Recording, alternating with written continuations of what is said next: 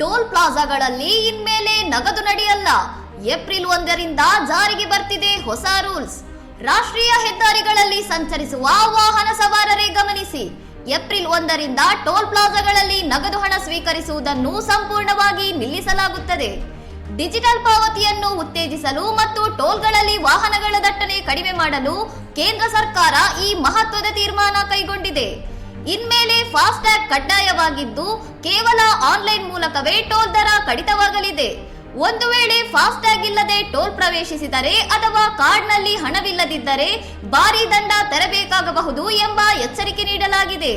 ವಾಹನ ಸವಾರರು ಏಪ್ರಿಲ್ 1ರ ಒಳಗಾಗಿ ತಮ್ಮ ಫಾಸ್ಟ್ಯಾಗ್ KYC ಅಪ್ಡೇಟ್ ಮಾಡಿಕೊಳ್ಳಲು ಮತ್ತು ಅಗತ್ಯ ಬ್ಯಾಲೆನ್ಸ್ ಇರುವಂತೆ ನೋಡಿಕೊಳ್ಳಲು ಸೂಚಿಸಲಾಗಿದೆ.